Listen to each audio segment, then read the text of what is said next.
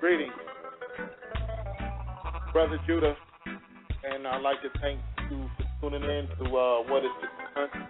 We'll be getting started in our discussion today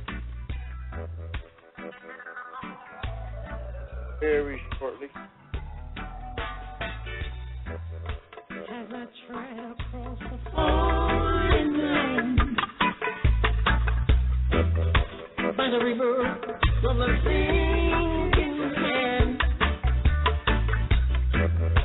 on my mission to work this land, I and I virgins got work to be done, searching for the last sheep. Not even sleep, they sleep. Searching for the last sheep. Only weep, they weep. Yeah. Son of man, of thine own heart. Yeah. Let's come together in a one.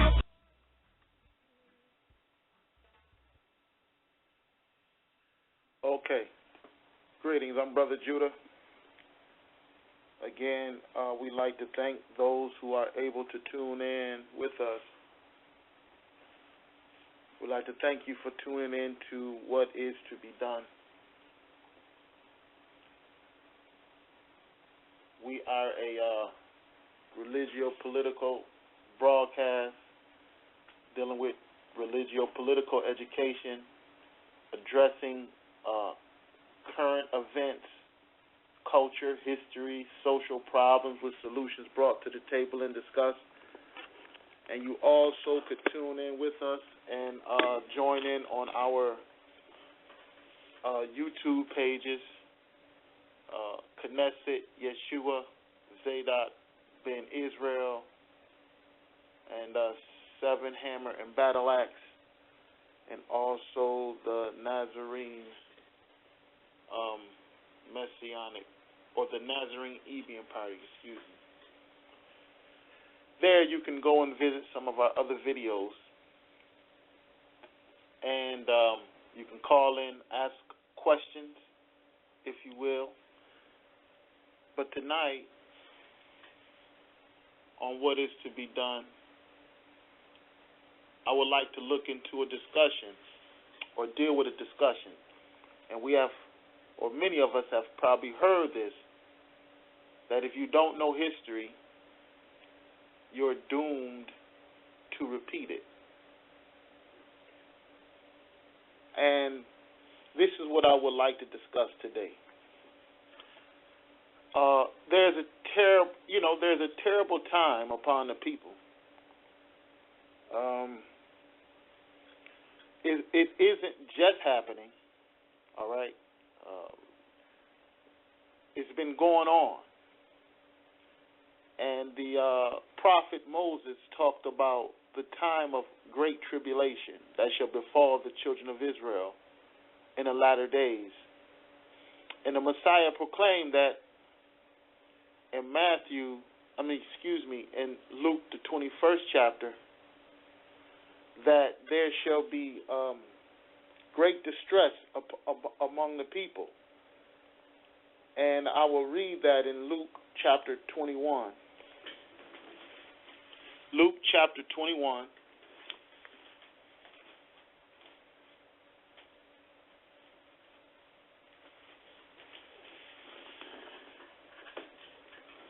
And let's see here, starting around the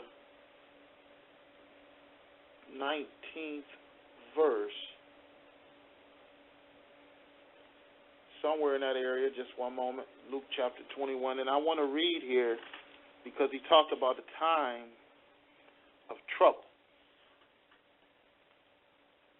And in the book of Matthew, it says the Great Tribulation, and we have been through this, and God willing, we will continue to go through it, is that the Great Tribulation isn't something that the people are just going to experience in the future. The Great Tribulation is upon us. And one of the problems is that in the heart of the beastly system, you have its subjects and its citizens. And many of us in the so-called industrialized countries of Western Europe and the Americas and Canada, or should I say Central and North America, they are really the bullies of the world. And if the slaves and the captives here, they are slaves that eat well, just like the slaves in the big house during the slavery of the South. And, you know, during that time there wasn't a discussion that, well, if we gave the slaves better shoes, if we gave the slaves better clothing and better housing, then, you know, we won't even discuss on abolishing the institution of slavery. That sounds pretty much ridiculous. But nevertheless, this mentality prevailed among the house slaves. They didn't want to abolish the institution of slavery per se. They lived pretty good. The Negro up north, who was slaves to northern masters, did not suffer the same brutality that the southern masters inflicted upon their subjects. So some wanted slavery to end more than others. Some wanted slavery to end for economic reasons, or many wanted slavery to end for economic reasons, because some people are under the erroneous impression that slaves work for free. They didn't work for free. And, you know, some guy responded on one of our videos and said, well, he ain't watched the rest of the video because we said slaves got paid. And his ignorance was manifested. He don't know that the slaves wasn't free labor, and therefore he couldn't find out because his ignorance caused him to move on in his own pride, you know, if he didn't listen to the whole thing. But the fact of the matter is, people, that a slave was more expensive than your wage laborer today, than your average wage laborer today. Don't get confused because the money didn't go right into the slave's hand. Okay?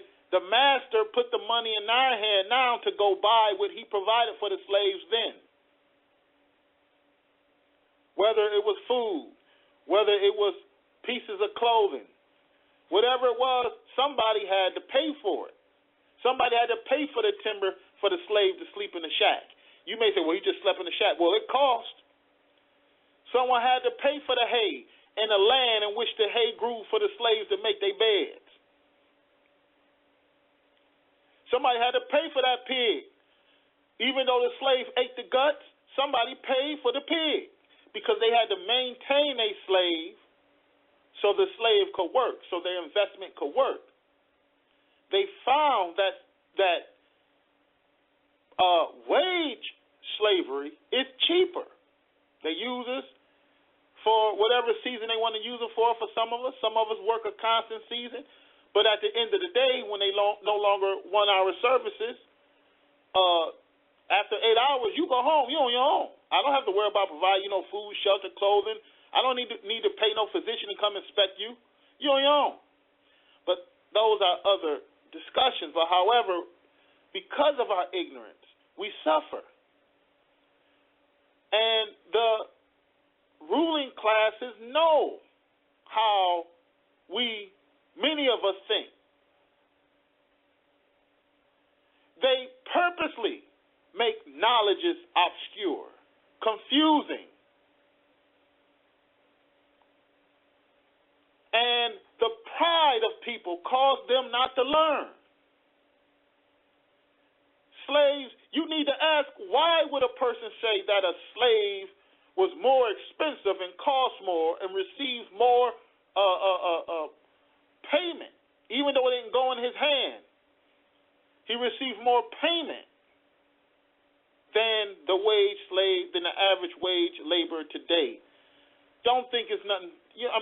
Look, you look on your check. and the system take money out without you asking. Whether they put it in your, if they put it in your hand and did it the other way, you still got to pay them, even though they take it right out your check for whatever they're gonna put it towards, taxes, whatever it's gonna be. It was still money earned. The people on child who checks are garnished from child support, just because they took the money out before you took it and gave it to the guardian or whoever is over your child, that was still money earned. So you may have made $150 this week. Once you cash it, you might be only cashing $15, but you had $150. They just took it before you had it in your hand, and this is how slavery operated. Somebody had to pay for those clothing you was going to put on, and the master took the money he bought and just gave you the clothes, or the material just gave you the clothes. So we have to begin to understand history, or we destined to repeat it, and we are repeating it, and we are in a bad position because theology has taught us that, man, it's going to be this terrible time towards the end, and boy, you better watch out. You won't be able to keep the Sabbath days. And they recreate this event that took place in Daniel when he was talking about the invasion of the Greeks under Antiochus Epiphanes. And then they entwine it or twist it up with the invasion of the Romans that Christ was talking about in Matthew 24 of Titus and of Titus' destruction of the temple for refusal of paying the taxes. One thing is at the root of both invasion is commerce. Titus said if you would have just paid the taxes, then we would have called off the attack. Antiochus had a problem not with all Jews. He had a problem with the Jews who was, in his eyes, the barbarians. The Jews who wanted the old way of life. The Jews who wanted a way of life in which Moses organized, a communal way of life, where they wasn't forced into commercialism, where they didn't have to do monocropping, where the people wasn't losing their lands because of commerce and economics and its influences over the inhabitants. But that's what Jason wanted. He petitioned the Greeks for a reform. They came in, they commercialized Judea, and all hell broke loose. People starving, people hungry, and the Maccabees fled into the wilderness because they knew they had to fight back this form of commercialization. And who headed this invasion? Antiochus. You boil it back down to commerce. But many Bible students or Bible readers read this as just stories. They don't understand what's beneath the layers of it. But Most High willing, we will share with you what we have learned and what's beneath the layers of it. Now, commerce, we mentioned, was the cause of these issues that took place in Judea under Titus and under Antiochus. This was the beginning. Under the Romans, there was a terrible thing to take place. Terrible. With the advancements of science and technology, now the motives of the profit mongers are, they have grown claws and wings. They are predators of the globe. They're no longer limited by space and time. They have machinery, they have equipment that's able to go to one side of the world to the other in a matter of hours. They have technology and equipment which is concentrating the businesses of and creating a global network all around the world. They're creating cities. They said 1 billion people shall be living will be urbanized in China. That's half the population living in cities. And what does it mean when half your population living in cities? That means half the population or more, 1 billion people and whoever, going to lose access to their land. And since we have been brainwashed and turned into idiots. We don't know the importance of land. And this is the problem. Whoever don't know history, doomed to repeat it. The Messiah began to explain about this time of trouble. And whether we understand this or not, we better take our time and learn it. People looking for thermonuclear war, and people looking for all this other stuff. Listen, the terror is in your face. It's in our face. It's happening. But some of us might not feel it because we house slaves. We don't feel the pain of the global poor masses around the world. And even the house slaves here in America, there's many people who suffer from poverty right here in his own land as well. But those of us who are doing pretty good, boy, when that tribulation hit, man, I'm telling you, we're going to flee. Listen, these people don't have a clue. This message is not for them. Okay? It's going to be some of them who are going to wake up and understand. But many of them are going to be just like the rich man. Many of them are going to be like the rich man with the barns. Many of them are going to be like the rich young ruler. Okay? Many people are just not. They're not going to give this up. This what we're saying is going to be too strange for them. They won't be converted. Their eyes going to be blinded through their own ignorance and pride where they won't search it out. They're going to be captives of their own mind.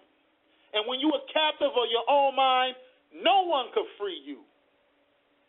When you're in darkness and you locked yourself in darkness, no one can free you.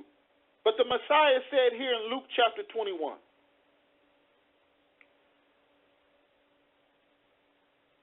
and verse 19. I'll start at verse 20. He says, and when ye shall see Jerusalem compassed with armies, then know that the desolation thereof is nigh. Then let them which are in Judea flee to the mountains. Let them which are in the midst of it depart out. So if you are in Judea, you better flee into the mountains. If you are inside of Jerusalem, you better get out of there. Flee out or depart out. And let not them that are in the countries enter thereinto. And anyone who's in the country or any surrounding areas, don't go into Jerusalem. Now, people, this is the same description in Matthew. The Messiah was making reference specifically to Jerusalem. But because the people's ears been tickled, boy, this is something that they waiting on to happen. They waiting on someone to come, spaceships or all this other stuff. And all in the meanwhile, the terror is growing more rampant and rampant before us each day. Our children are becoming victims in each day.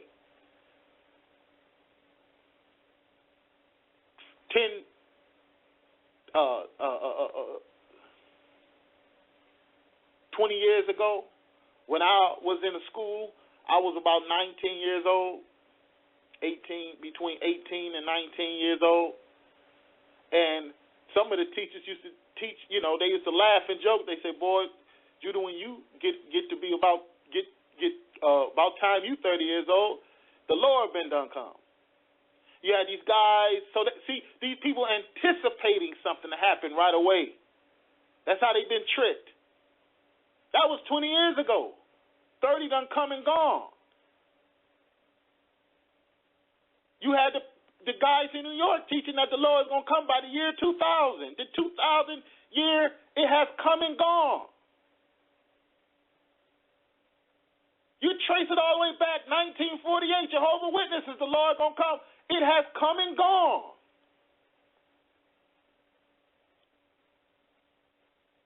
In 2009, you had another false prophet rise up. Boy, the bombs were supposed to come. They were supposed to lock off the borders in America.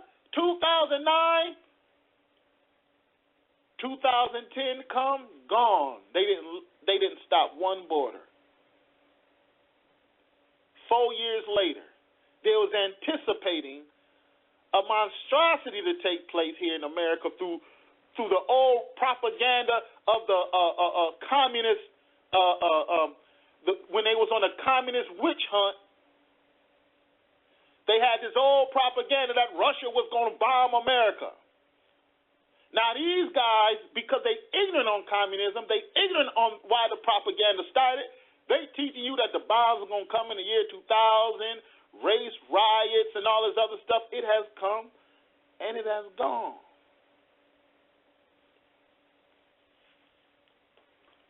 What I'm trying to say is if we don't know history, we're going to repeat it. Many people have been talking about the end this, the end that. So the Messiah was explaining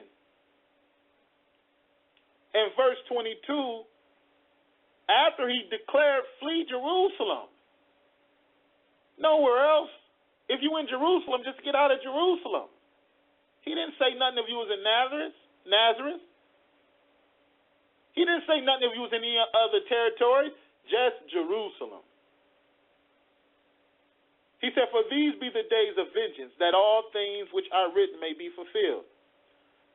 But woe unto them that are with child, and to them that give suck in those days, for there shall be great distress in the land, and wrath upon this people. They shall fall by the edge of the sword, and shall be led away captive into all nations, and Jerusalem shall be trodden down of the Gentiles, until the times of the Gentiles be fulfilled. He said, look, he said, there shall be great distress in the land and wrath upon this people. Great distress means great tribulation. Matthew said great tribulation. Luke said great distresses. And Luke added that all things written may be fulfilled. But you know what? The Messiah never said that this wasn't contingent on, or this didn't include, I should say, other nations. It was going to be wrath on Israel, but he never just said only Israel. And we're going to show you today what is happening before our eyes. And if the Lord don't come back like everybody preaching in the next few years, what you going to do for your children when they get older? Many of us, we got children 13, 14, 15 years old. The global economy is choking the world. What are you going to do for them? How are they going to eat? You got these same Israelite groups talk about everybody in our camp, you got to have a job. These guys are out of touch. These guys who are these Israelites who preaching this, I'm not saying don't work. I'm not saying that. That's a whole other science what we discuss about work. Whole other knowledge. But I'm talking in the context of these Israelites now, everybody in our camp got a job. Go get a job, you bum. These dudes are bourgeois Negroes who have no clue on how things is operating. They read the Bible as a storybook. They come with all of this bootleg prophecy. They butcher the text. Okay? You talking about get a job. These guys have no clue on what's happening. And the reason why I say it is because I listened to some of them. Great distress upon the people. Moses described it as a time of great tribulation. Okay? And the Messiah said that all things written should be fulfilled. If we go to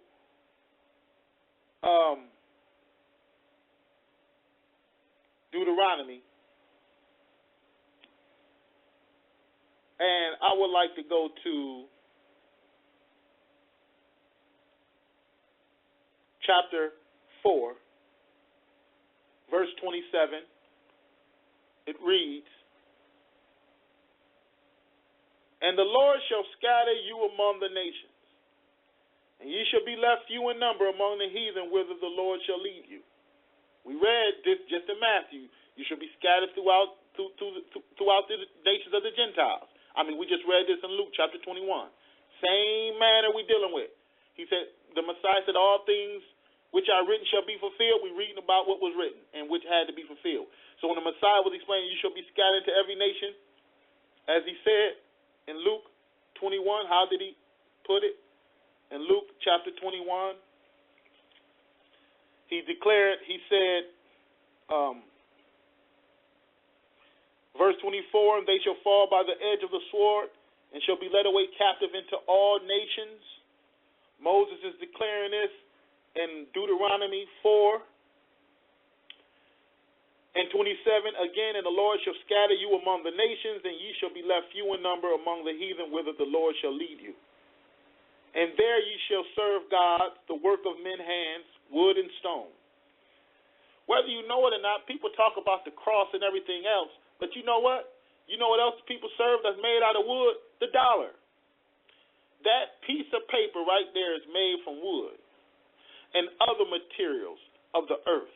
Creates this thing that causes us to serve it. So what he said is so. It's not just talking about no Christmas tree. It's not just talking about no wooden crosses. He's going deeper than that. That is Bible 101. You know, people harp on that. That's Bible 101. Learn it. Good. We all learn it. We teach it. But it comes a time when you got to get past the Christmas tree, the Easter thing, the birthday thing. All of it's pagan. You shouldn't do it. But people focus on that when the Bible going further than that. Whoever you yield yourself service to obey, you are a servant to whom you obey. I say it over and over again. Every morning the alarm clock calls. Every morning the masses of the people get up like zombies. They go and get their uppers, whether it's coffee, whether it's cigarettes, energy drinks. Get them up in the morning. And everyone walk the lines, drive or walk in single form to the factory, to the job site, to the office building. Everyone. They don't need no chip. Everyone follows because of the threat of hunger, because of the threat of homelessness. The Bible teaches on how we got to this point. But since we don't know history, we don't know. And we go into the factories. We go to the job sites. We break the Sabbath days. Boss won't let you off on the feast days. The boss won't even let you off on a sunny day so you can teach your baby how to ride a bike. He won't even give you off enough time. You got to schedule it. I'll give you 4 weeks out of a year. I'll give you 2 weeks out of a year. You can go do whatever you want to do on your own. Any other time during the year, a man has to adjust his schedule around who? The productive forces of mammon, money, commerce. How did we get to this point?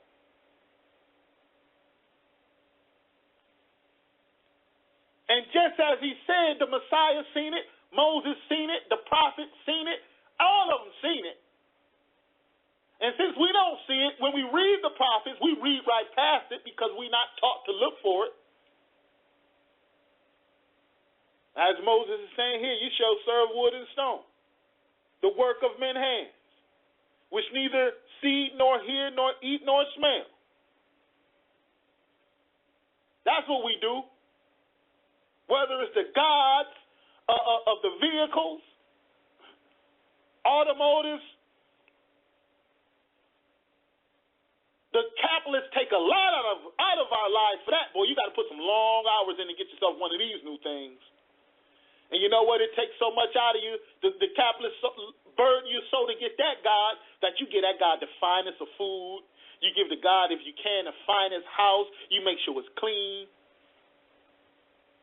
You get one of these Negroes who will wash his car more than his own child. He makes sure the car got the finest of food. Make sure it got that unleaded gas, that top-notch gas. Make sure he takes it to all of the details and checkups. Make sure it's running good. Make sure it got the right transmission. Anything go wrong with anything happen to it, boy, he quick to take it to the auto doctor. How did we get to this point? And if you're doing real good, the capitalists allowed you to provide a home for your automobile, God. Take it out of the elements. Drive it up into a garage, his own house. We are to serve these things. All in the meanwhile, people waiting for the great tribulation. And to get that, and to get those materials to build your new God every year, 2013, 2014, 2015, and all of the material and raw, the resources to produce these things, you are promoting the destruction of your brothers across the world. They're being destroyed. And we up here living good. Thank God, boy. Thank God we ain't one of them third world, second world countries, boy, where they sleeping on the ground and sick. Thank God for that, huh? Wait till God open up the gates and he bring down the divine courts and show you, well, you the cause of it. And you didn't try to do nothing about it because you was sitting back waiting for some time to come so you could flee to save your own behind. But what did Moses call this? When thou art in tribulation and all these things are come upon thee, verse 30, Deuteronomy 4, even in the latter days, if thou turn to the Lord thy God, thou shalt be obedient unto his voice. Yeah, and when you're in tribulation in the latter days, you know what? You can't walk up to Oprah Winfrey and say you in great tribulation. You will be in a debate trying to tell Oprah she in a great tribulation. You can't go and tell Michael Jordan nothing like that. You can't go and tell none of these ridiculous Negroes bouncing around on the television screen, rapping and singing all of this trash, dressed like trash, promoting trash, destroying our communities so the rich elite could pay them jesters some money to entertain. They running up and down a football court, get hurt, break a limb. They still want to get out there and play. Running up and down a basketball court, running back and forth in a baseball stadium. All of these games, wrestling, boxing, every damn thing, they all participate in just like the Greeks' culture brought upon the Hebrews in the days of old. This is what the people labor to do today. And they got a nerve to thank God when they make a touchdown. Then they got a nerve to thank God when they get their Super Bowl rings. But people, we are messed up. And you cannot tell these people, you in great tribulation. But I bet you go down there in Haiti and find them people living in the tent cities, living in their own dung. I bet you they'll understand what tribulation is. Tribulation is according to relation. See, when the children of Israel were coming out of Babylon, everybody didn't want to go. Daniel wanted to go. Ezra and Nehemiah wanted to go. The prophets and the governors who sat with Ezekiel wanted to go, but many of them didn't want to go. You know why? Because they got accustomed to Babylon. Babylon was no longer a house of bondage to them. Babylon introduced them to their business and prosperity, and therefore they didn't want to leave Babylon. Go read the book of Haggai. The good Lord of creation had to threaten those people that if you don't think it's time to go back to Jerusalem and build my house, I'm going to blow on your pockets. That's what he told them. I'm going to blow on your pockets. What do you mean? Why did the Most High bring it back to finances? Because it's the finances that play us on the puppet string. That's what it does.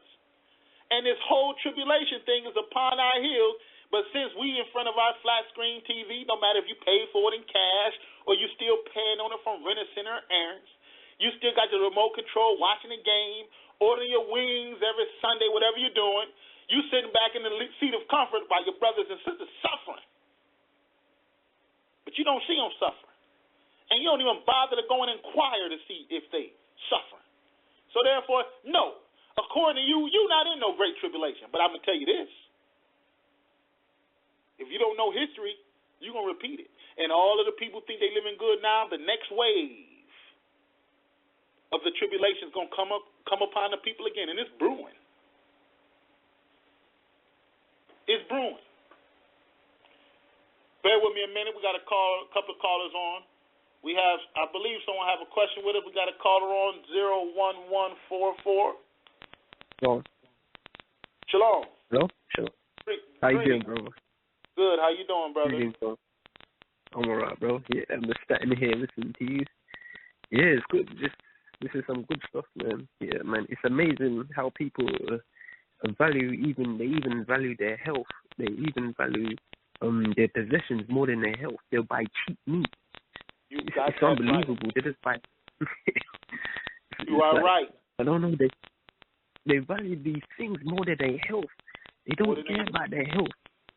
A person who doesn't care about their health shows you what they don't want to care about no one else. They don't care about no one else. You are absolutely right. Yeah, exactly. You are absolutely right. Health don't matter. You see, they eat the bad. Exactly. They eat garbage food. They eat junk food, but they put the best gasoline in their car. You understand? Yeah. So what does that mean? These people are mad. Like the prophet said, they are mad upon their idols. Yeah. They mad. Yeah. They'll spend like £700,000 just to watch a game and spend like £2 on a piece of meat. That's very bad, and it comes from some place that you don't even know where it's been. That's true. Absolutely true. We in a bad position. Yeah, definitely. These people, man, they're insane, man. I don't know, man. These people is crazy, man. Like, they don't know where to go. Like, I don't know. Just wasting their money for nothing. It's a waste. And time. They're wasting valuable time. Definitely. I even talked about, like, because I learned from you guys about land, how when I learned you guys were talking about land and how important it is, I realized, oh my days, you're right. Land is very important. That's where everything comes from. My laptop comes from land. Food comes from land. Everything comes from land. Land is the most important thing. Not a house, not money, because money even comes from land. It's land, definitely. If I have my own land, I can plant my own house and build my own food. You understand what I'm saying, bro? I understand perfectly. Most important, like you said, your laptop come from the land. Everything we have come from the land. Yeah, that's why they go in Africa and taking all these, because Africa's a rich land. It's got everything there. It's got gold. It's got it's got food. You can plant food. And I see people running over here to come in the economical system. And I'm thinking, are you mad, bro? You don't come over here and try to get a job. You got land over there. You shouldn't. I don't understand why are these people poor over there. They shouldn't be poor. You know what I'm saying? That's right. They should not be poor, but they've been tricked. Yeah. They've been tricked. It's like my grandparents were tricked. My grandparents and them left the farm. Yeah. Up north looking for money. Yeah. And you see? There's different degrees on why. I mean, there's actually, very good discussions that show the trickery that had taken place that caused the people to leave the land. All over Africa. Like, you're right. I mean, they're leaving Africa, and you got investors going to Africa, starting up land trust, 99-year contracts for them to have possession of the land and the resources in it. Yeah, hundreds of thousands of acres. They're consuming. Yeah, exactly. Now the people are trying to, when they come over here and they work so hard, they realize, I need to go back home now. I'm suffering. That's right. I have run into a couple up here. They realize, I've seen a few of them homeless. They said they tricked us. One African, one of our brothers said they brought him over here just to tax him, just to bring him under taxes. Yeah. Oh my gosh. Yeah. But that's what we're talking about. If you don't know history, you're doing it, repeat it. And this is the thing now. It's another wave that's about to take place, and many gonna suffer. Okay, and they have the technology now to bring suffering to such a degree that the people of the world haven't seen it. Yeah, I mean, look at Ukraine. Look at the boat that. Look at Ukraine, the boat that went over. I believe that was stuff. They did that. I believe they was involved in that. I don't believe that's an accident. No way. Same thing with the airplane, my brother. Right. Most High willing, we're going to be discussing that too in the future about the Ukraine and all of that stuff, this commotion in this other world of politics. America getting setting up camp over there. Yeah. To chase for resources. Yeah, definitely. personally. One more question, by the way. Would you be talking about the rapture, the history of the rapture theory? Because I think they still believe in that. They're still waiting, like fools. Like, I don't know why they're still waiting. You can clearly see there's no rapture going to happen. Yeah, we're not really going to discuss it too much tonight, but I'll probably have it as a biblical topic because as sad as it is, you have a lot of people still waiting on it. Okay. Over here it is, I know. I mean, you got these televangelists, got the people, the Lord going to come soon and take the church off in the sky to heaven. Yeah. Yeah. Oh, thanks for that, bro. No nice problem. Talking to you. Right. Same here. Shalom. Thanks for the input. Shalom. Shalom. Now, Moses called this the Great Tribulation. Now, the next wave, I keep saying it's wave, because if you study history, you will start to see the development of the oppression upon the nations, specifically starting from Greece, and it escalated through Rome, and it continued to escalate under the papacy. Economics now, I ain't talking about no papacy religion, all right? Papacy religion was to keep the money flowing. All right, they got new ways to do that now. So what the people lately, my father and my grandfather generation, early 1900s, 1920s, 1930s to the 70s and 60s, okay, or to the 60s and 70s, there was the development of machinery, especially after it was the improvement upon the Industrial Revolution. You had a lot of factory jobs, and the people, real Christians, I would say, who stood for the principles of Christ, was out in the street trying to eradicate hunger, trying to fight against the capitalist system, but nevertheless, only thing that got out the deal was an increase in wages and development of unions. Well, the unions was sold out, destroyed. I myself, I am in a labor union, a trade union, okay, and I've seen the struggles that have went through in my years being there, almost 14 years. Now, I've seen the struggles. I've been at the meetings. I heard what they're fighting for. And I respect their efforts, no question. But what the masses don't know is that now how Carnegie and Rockefeller and J.P. Morgan used to do it, when they put their foot on the neck and took as much out of you as possible, where the masses of the American people here were being robbed and living in deprivation and disease, they climbed out of it a little bit, increased wages a little bit. But with the development, and we can show you that, because they praise Henry Ford for raising the wages of his workers, but they don't pay attention that Henry Ford made more profits than ever. How can that happen? And as long as the few continue to make more profits, they will always remain in a position to oppress. The next wave is coming, people. And I have a book here. It's called The Economist, January 2014, January 18th to the 24th. And it's called, it has what today's technology would do to tomorrow's jobs. Coming to an office near you. Technology, the development of technology. This isn't new. The development of technology brought in a wave of great oppression throughout India, throughout America, throughout Europe, and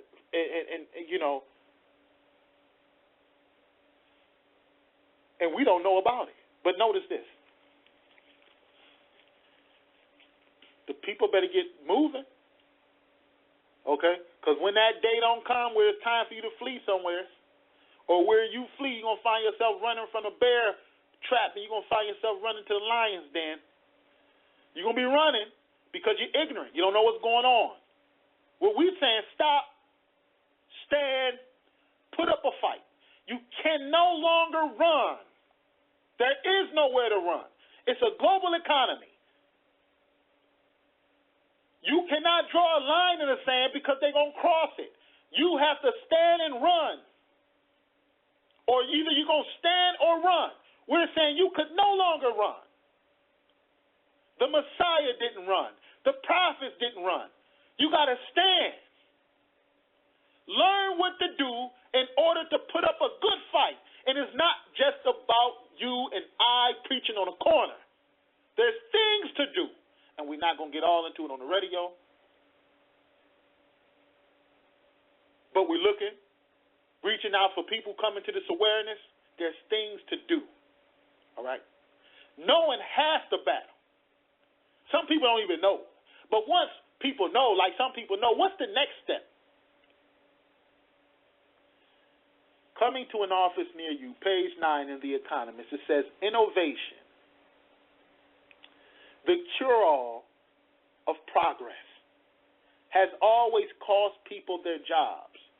For these Negroes running around, they proud of their little gigs and jobs, and they telling all their other brothers and sisters, get a job. I got news for you. Even though I believe is underestimated, but 4 people per 1 job exists in America. That means if everyone was able, willing, and ready to work, there'd be 4 people per job. But they're not counting the unemployed already. They're not counting the homeless. They're not counting on these people. There aren't enough jobs. So you cannot preach that gospel. It's not about go get a job. It's about make a job. How do we make jobs? How do we do it? We got to go back in history and find both sides. And believe me, when you start to do this, that's when the Catholics going to show their problem. That's when the Leviathan going to raise up his head. Innovation, the cure-all for progress, has always cost people their jobs. In the Industrial Revolution, artisan weavers were swept aside by the mechanical loom. Over the past 30 years, the digital revolution has displaced many of the mid-skilled jobs that underpin 20th century middle-class life, like Ford Motor Company, like GM Motor Company. Your auto industry played you like a puppet, filed for bankruptcy. They wasn't broke. They just ain't have enough money to continue to pay their workers. It's not they didn't have it. They didn't want to. And what do the common man do? I say it over and over again. I've seen it growing up. Cat rack up a bunch of debt, got a bunch of clothes and a bunch of food just off his credit card, bought a car. All of a sudden, now they want to collect. What do? File for bankruptcy. Go to the court. I ain't got no money to pay him. He could have a pocket full of money, but he's going to tell the court, I ain't got no money to pay him. Clear the debt. File for bankruptcy. Well, that's all the big corporations did. They they got back at you. When your uncle and your grandfather, your father filed for bankruptcy, so they ain't got to finish paying for their new car. Well, the auto company said, you know what, we're going to fix you. We're going to file for bankruptcy, and you know what? You was planning for your son to get the job like you had when you was making $28 an hour. But I tell you what, I'm about to file for bankruptcy, and I'm about to break the contract that I owed to you. And all of your benefits that I was supposed to pay you until you got old and died, I'm about to break that contract because I'm going to file for bankruptcy. And your son who's going to need a job after you, you know what? I'm not going to pay him as nearly as much. I'm going to cut your rate in half, and I'm going to make him work more. Who this happened to? From airplane pilots to automobile makers? And since we done put you through the rough and made you work in our factories under the Taylor system, none of y'all know how to build a car. None of you know how to have enough skill to do anything. So we're going to see who get the last laugh. So there we have it. innovation, the digital revolution, technology have pulled the rug under 20th century middle class life by taking these mid-skilled jobs. Typists, ticket agents, bank tellers, and many production line jobs have been dispensed with just as the weavers were. You see, the Economist is bringing up history, the weavers. Many of us don't know this history. Many of us don't know this phase of the Great Tribulation. Therefore, we're destined to repeat it. Our children are destined to repeat it. We're watching them. You 25, 20, 25, 30 years old, you ain't got no education, you in trouble.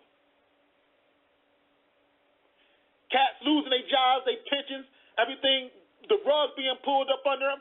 They 40 and 50 years old and they got to go try to find a new profession. They in trouble. That's not to speak of the boys who just on the corners, running around with their pants hanging down below their buttocks. They are in big trouble. They don't know. That is the industry done used these sold out bourgeois Negroes to put some stuff on video, rap video for you. They got our kids living in the video world, running around with their pants below their buttocks, and they don't know. They're going to pull them pants up one day, and they're going to pull them pants up in prison. And in prison, they're going to make you get up at 5 a.m., and you're going to work. You're going to make riches for us, for the capitalists. Because these kids don't know history. Their parents don't know history.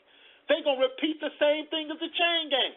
The chain gang in the South, because they didn't have no work, found work in prison.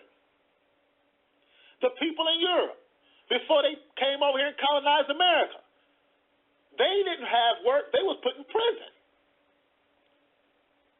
If you was found idling, you was put in prison. And that's what these youth are doing. And after you was put in prison, if you still didn't work, you can develop a felony offense. Read this. This is in history in Europe. Henry VII, Queen Elizabeth, they all did it. First, if you didn't work, they called it ear slicing. They'd slice off part of your ear. You was found not working on a third offense, being idle and not having work, or you tried to flee from your work master, they put you to death.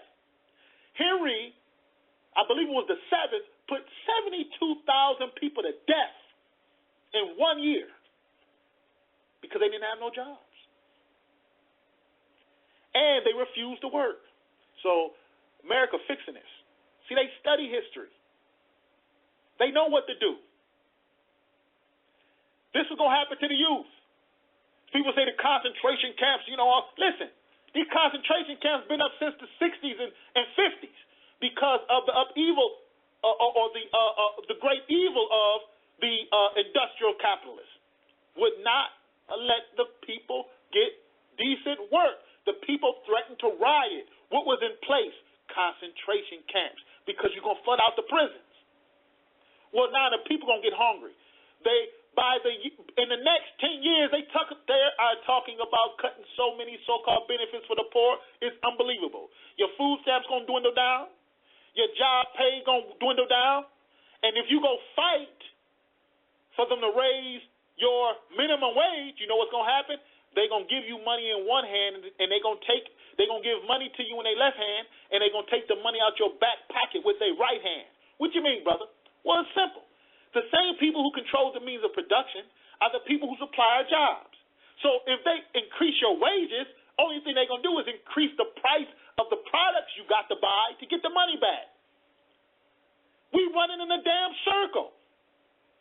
And we telling our, go get a job. No, our gospel is create a job. One of the things that the capitalists have always feared, and was on their agenda to remove out of the place was the guild system. The craftsmen, the men who was able to work for themselves, the men who had their own tools, the men and women who had their own means of production. This is the enemy of the capitalists. And And they have to persuade you to abandon that craft. It's not by chance that they teach us in school not to be farmers. It's not by chance they teach us in school not to be carpenters and roofers and plumbers and seamstress and tailors. But we all wear clothes. None of us know how to make them. We live up north and we wear boots. Don't nobody know how to make them. Don't no one know how to make them. This is a new phenomenon. This wasn't so in the history.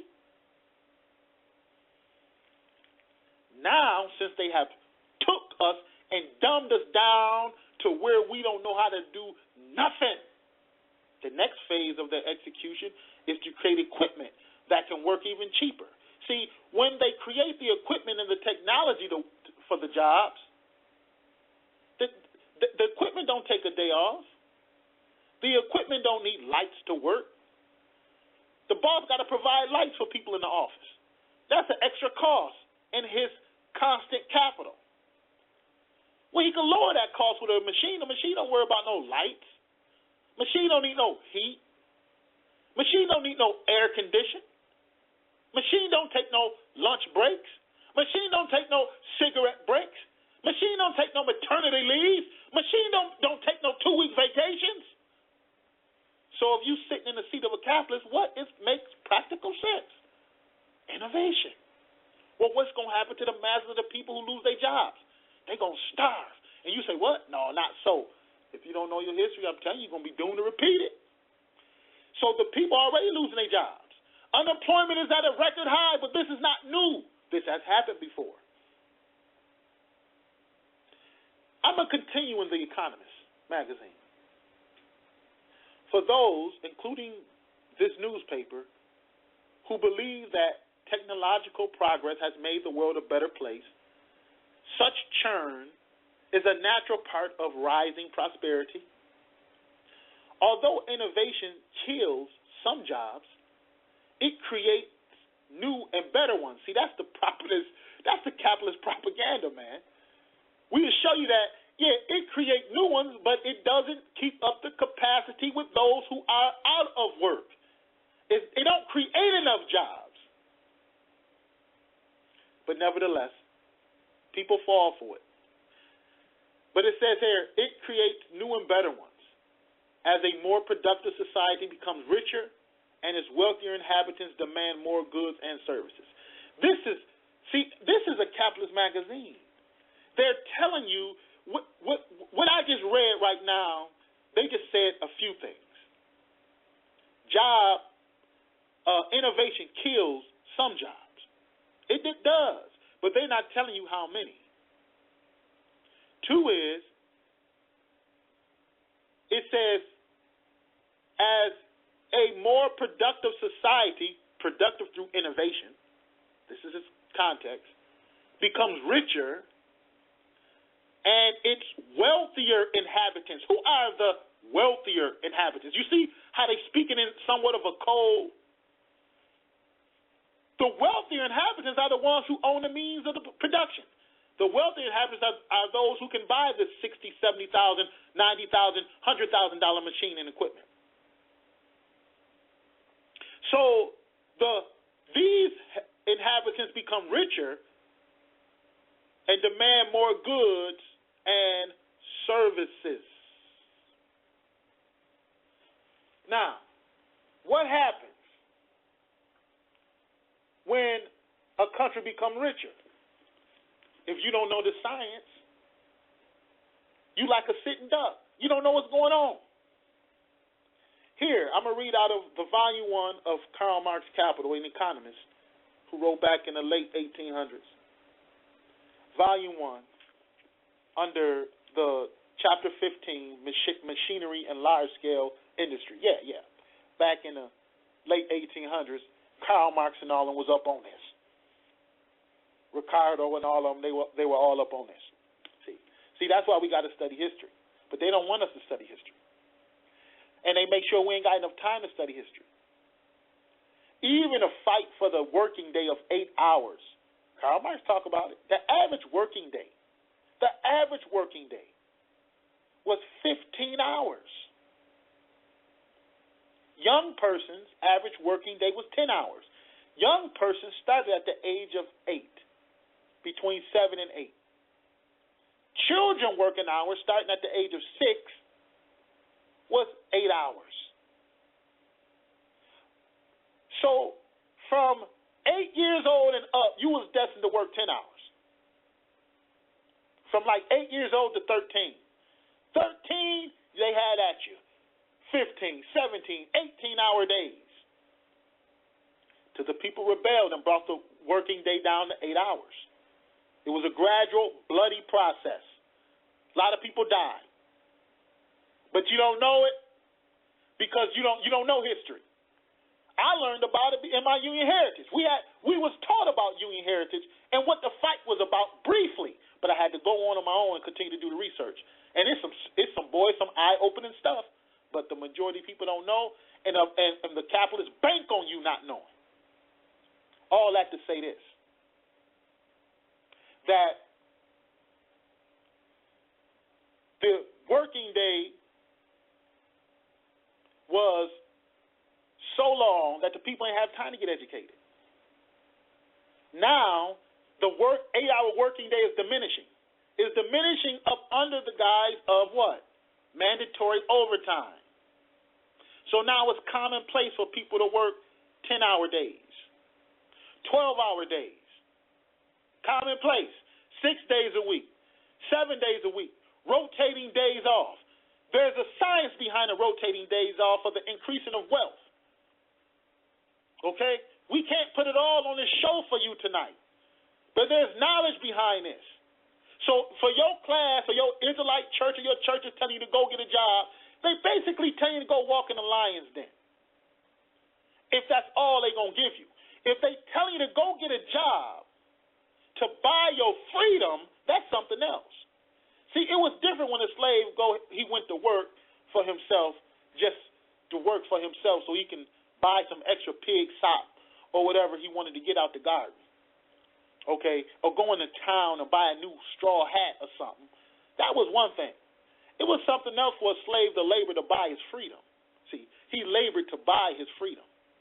What we telling you to do, not just get a job. We telling you to get a job so we could begin to make jobs. And we're not talking about competing with large-scale industry, because that distorts people's minds too. You get overwhelmed and you faint. That's not what we're talking about.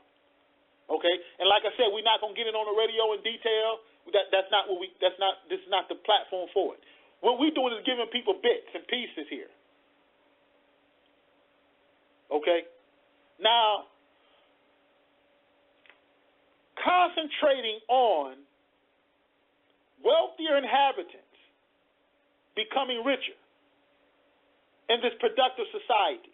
The society itself, in essence, is becoming richer. And what does that mean? If we go to the Book of Capital and 886, excuse me. I don't want to go into the working machine and large scale industry yet. I might get to it, I might not. 886.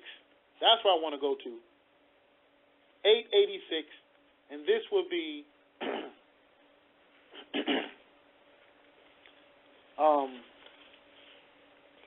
Volume 1 of Capital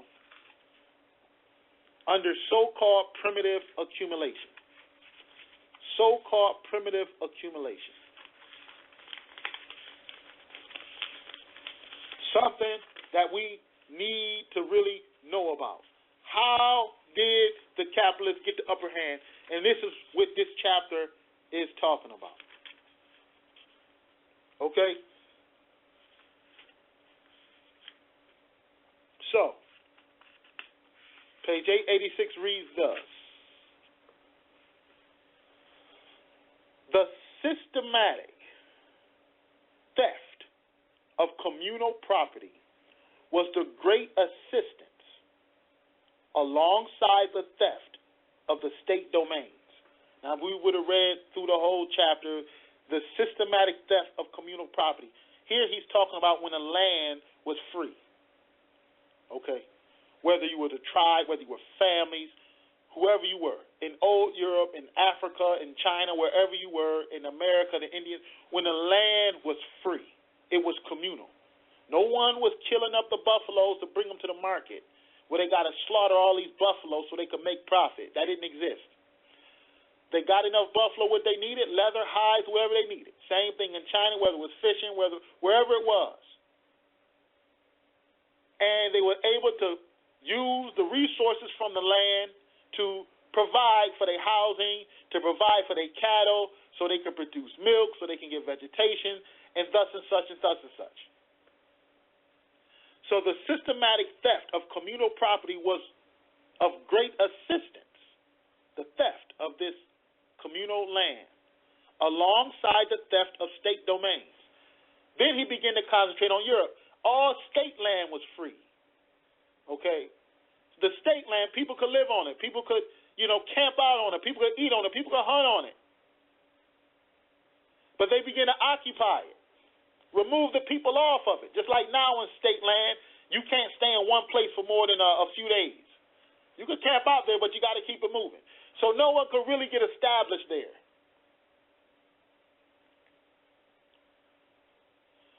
In swelling those large farms, which were called in the 18th century capital farms or merchant farms, and in setting free the agricultural population as a proletariat for the needs of industry.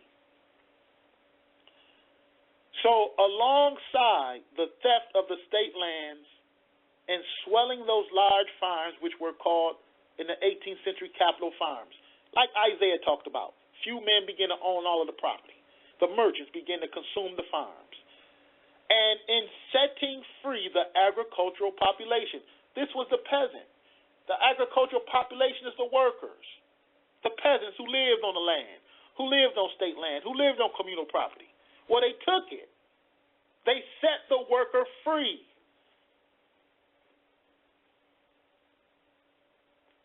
For what? They set the worker free. The agricultural population was set free as a proletariat, meaning they were freed from owning any means of production. Set free carries a whole different meaning in the world of economics in the context of the workers being set free from the land. What was it done for? For the needs of industry. They needed the land. They needed more resources. Remove the people.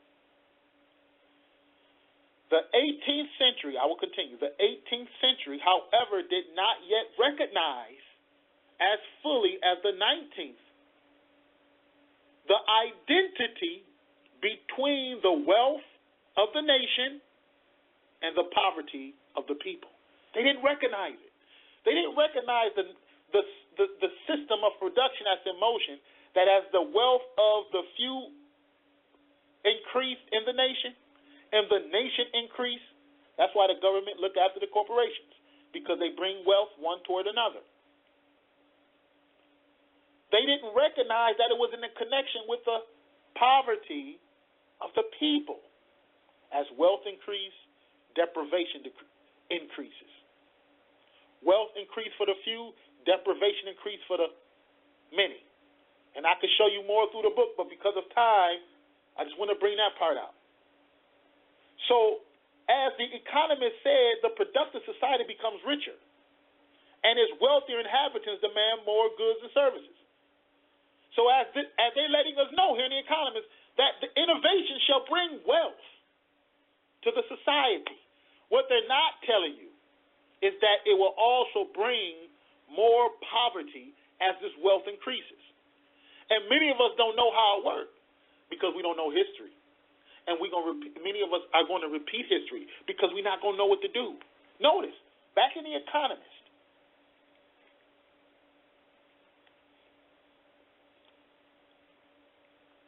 it says the millions freed from the land were not co-signed to joblessness. You notice what it says here? I'm reading a book that was published in the late 1800s. Talk about the worker being set free from the communal property and the state property. Now notice, the million, and now here in 2014, the Economist is letting us know that the millions freed from the land were not co-signed to joblessness, but found better paid work as the economy grew more sophisticated. What they're not telling you is how many of those freed from the land found better paid work and more sophisticated, better paid work as the economy grew more sophisticated. And you know what else they're not telling us? They're not telling us that the people were set free. They're not telling you that they mean that they were free from the means of production. And they also glossing over it by saying, but the people who were free from the means of production found better paid work. Now, how can you compare that? Better paid work?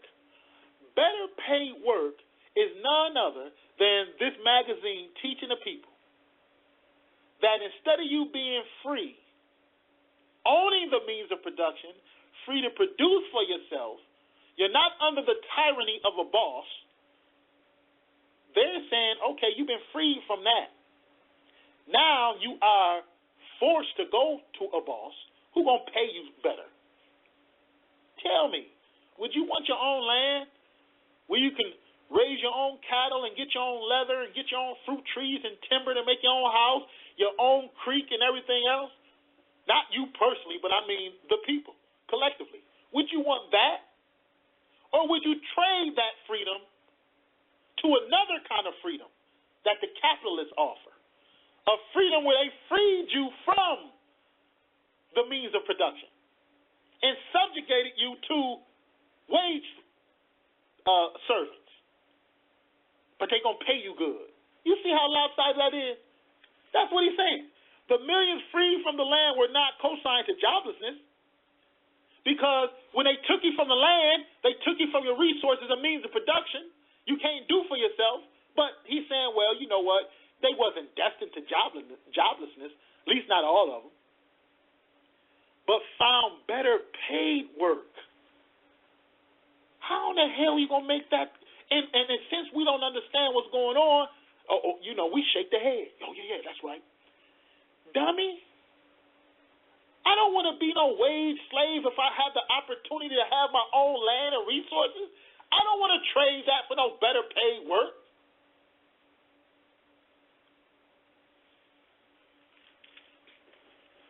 I probably don't need a dime.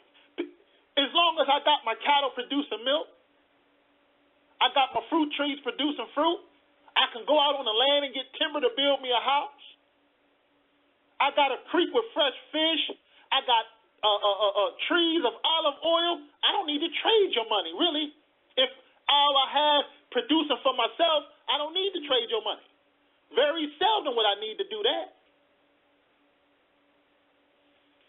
They trick the people. They tricked them because of this innovation. Now, the same thing took place with Gandhi. I'm going to read him. People say, well, he's an old Hindu. He was racist. I tell you what, if he was just a Hindu, I tell you, he got more sense than people who hold the Bible to him. That's bad. If Gandhi can accomplish more being a Hindu than an Israelite can accomplish being an Israelite, there's something wrong. Then you being an Israelite must not mean much at all. Now, if you can accomplish as much as he did or even more, then you can talk. But if a Hindu could take the teachings of Jesus Christ and use it to revolutionize India, what does that make the Christian and the Israelite look like? But this is what Gandhi says. Under Mahatma Gandhi's views on village development. And this is what we're talking about, village development. Okay? People are afraid of that. Okay? What does it take to do that? It don't take, we have plenty of wealth circulating around the poor people to build a village. Period. How you know, Brother Judah? Because I did the research.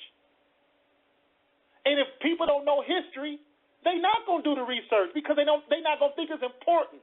They're going to be ready, sitting around waiting to go to heaven, or they're going to be sitting around and waiting to make their mad dash over to Mount Sinai, leaving everybody else. You understand?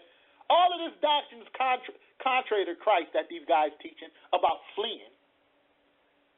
Christ says, stand up, pull your boots up, and stand up for the battle. That's what he said, dude. The Messiah, his teaching was, in essence, about lay your life down for your brother. These guys teaching, piss on your brother. I'm about to save my own behind, and I'm about to flee out of here. You ain't got enough money to go? Well, that's just too bad. It wasn't meant for you to go. You didn't keep the law. That's why you ain't got enough money. See, this is ridiculous. But people want it. What we're saying takes work. Knowing is half the battle. The other half of the battle is work and the strategy to achieve it. And one of the hills and mounds to achieving it is breaking down our own walls and barriers and building relations. But nevertheless, it's not something we have to do per se or we're going to do. This is something we're practicing. And what we're saying is anyone else who want to participate in this experiment, do it yourself. We're not saying that you have to do it here, but believe me, it's helpful with more people. One group trying to do it over there, another few people trying to do it over here. One day they're going to get smart and be like, well, you know what, man, if we're going to push this 10-ton rock, then you know it's going to take more than the four of us. But anyhow, machinery, the practical side. Now this is what Mahatma was explaining. We're going to open up the line shortly. Machinery has its place. It has come to stay. But it must not be allowed to displace necessary human labor. An improved plow is a good thing. But if by some chances one man could plow up by some mechanical invention of his the whole of the land of India and control all the agricultural produce, and if the millions had no occupation, they would starve. And being idle, they will become dunces, as many have already become. See, the ignorant. You lose your skill, you have nothing to do, you become vagabonds, you become idle, as many have already become,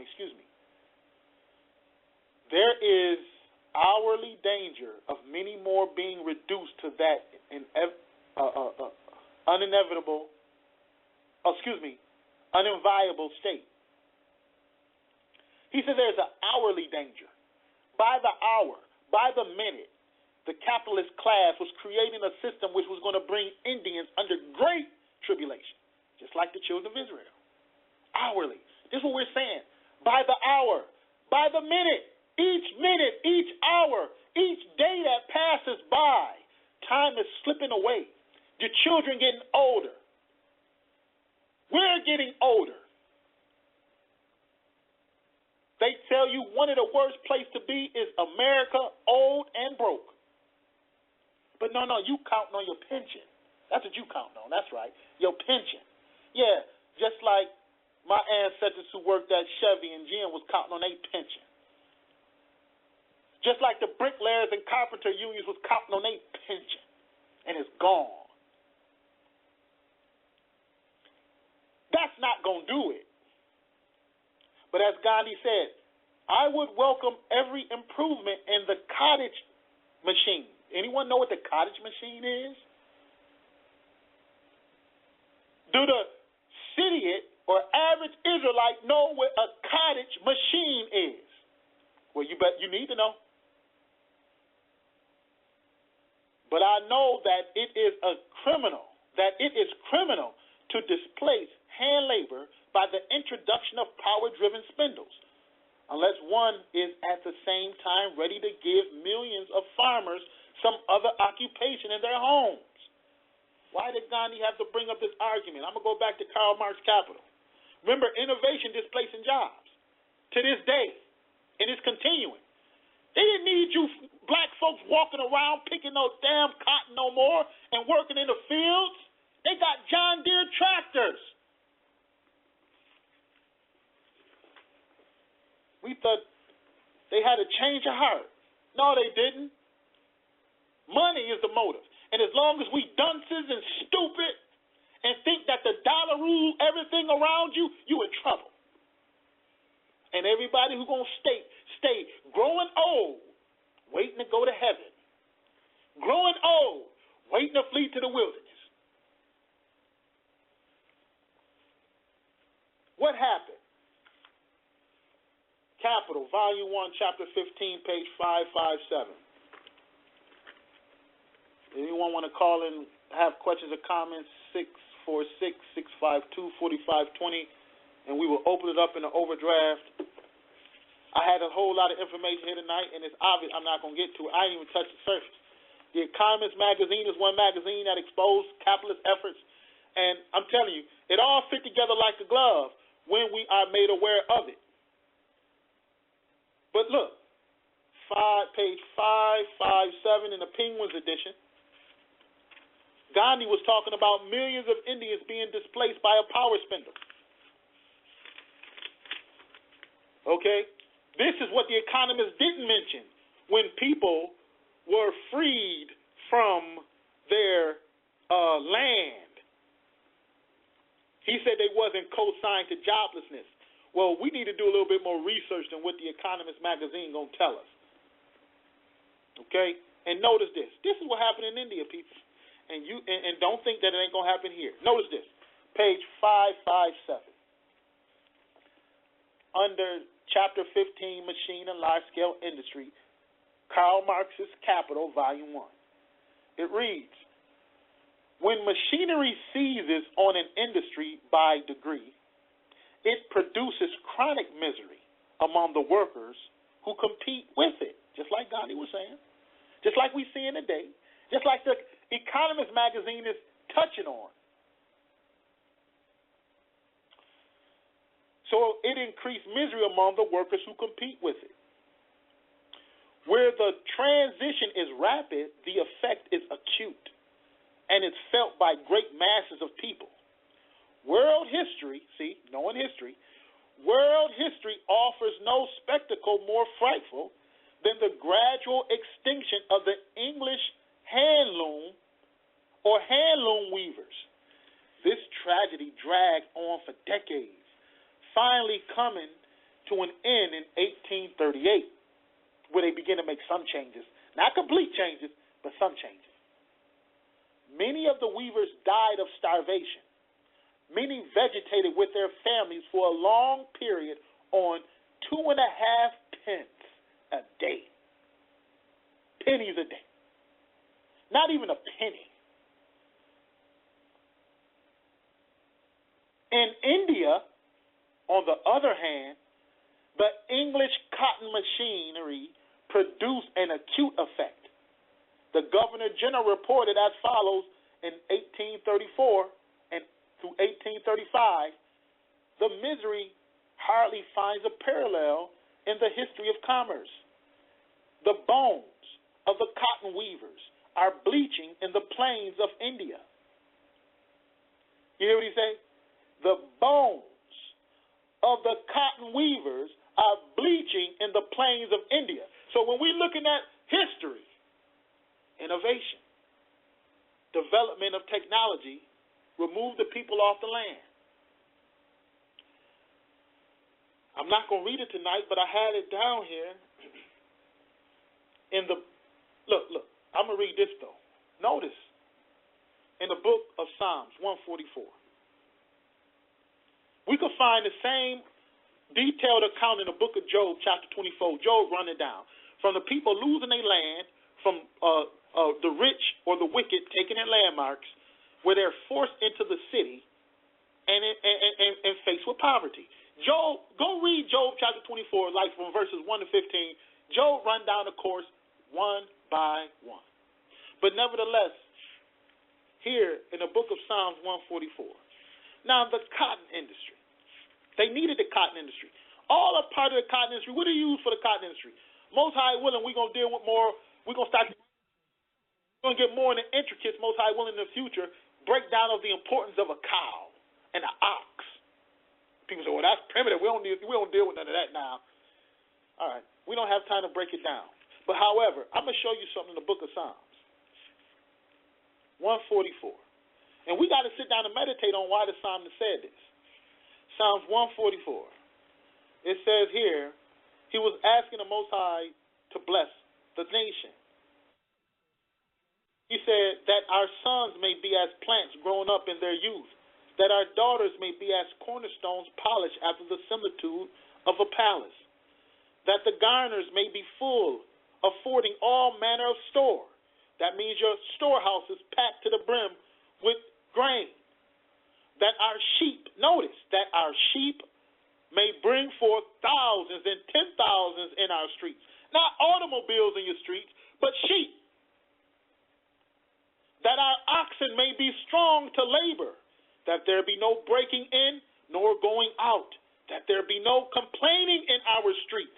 Your oxen strong, you got plenty of sheep, and there will be no complaining. Notice verse 15. Happy is that people that is in such a case. Yeah. Happy is that people whose God is the Lord. Now, why in the world is people going to be happy that they got 10,000 of sheep? Why are these people going to be happy? Because their oxen are strong to labor. See, the oxen going to till the ground. When he turn over the ground, you're going to plant your seed and you're going to get your cotton. And I'm relating this in the context of Gandhi and the weavers in Europe and India. You're going to plant your cotton seed. It's going to bring forth your cotton plant. By what? By the labor of your oxen. Oxen going to turn over the soil. He going to mess around and allow you to plant your vegetation, your vegetables. He going to labor for you, pulling the plow. Why? The sheep. One thing about sheep is wool. 10,000s of them.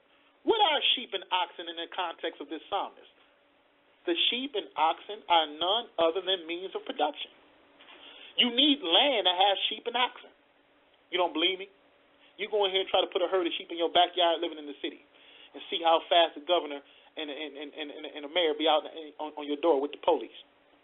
So you need land for these oxen. You need land for these sheep. They are your means of production. When they are taken away from you, will you be happy? Remember, the psalmist said, happy is the people that have thus. We ain't got enough sense.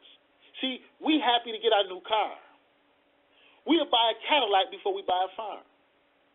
Okay? But many of us don't even know how to work a farm. We're losing the knowledges that our fathers had. They're dying with it because we forsook it. We decided to be persuaded to follow the capitalist modes of production.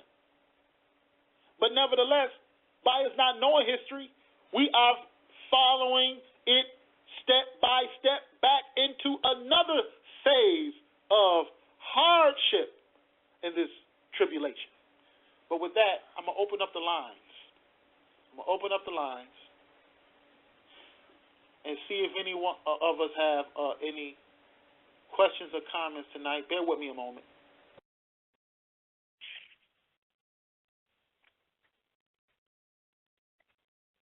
All right, we'll go down the list. Like I said, the time went by kind of fast on me. But however, we'll go down. We have area code 317. Area code 317.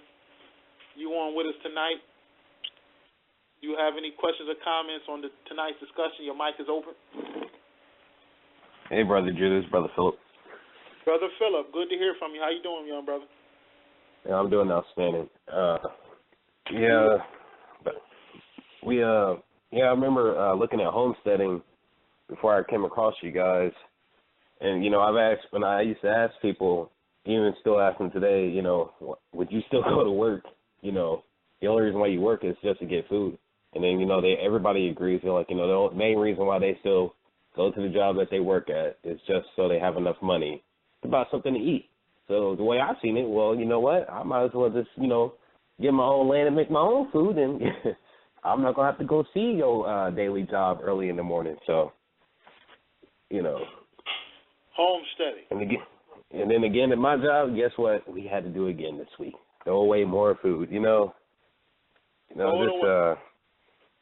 throw it away. And people are witnessing, because I have some of my team leaders saying, man, they don't agree with throwing the food away.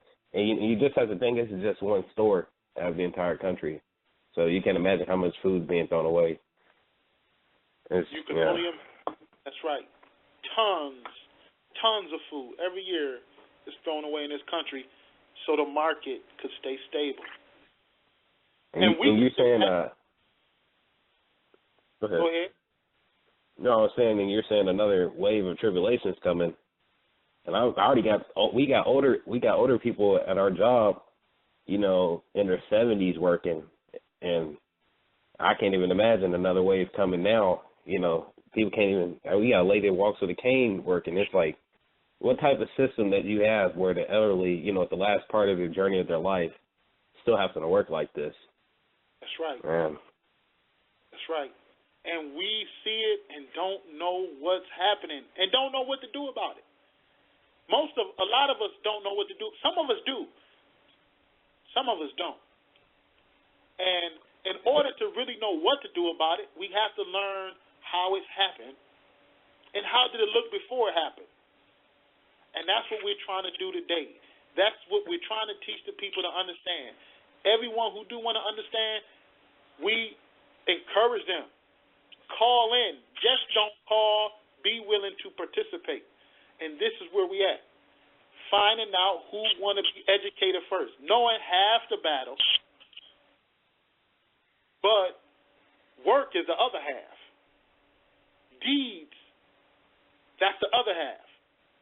So what you're saying is one heck of a testimony. 70s, 60s, still working. Probably don't have no family to support them. And they working and they probably still can't afford their bread.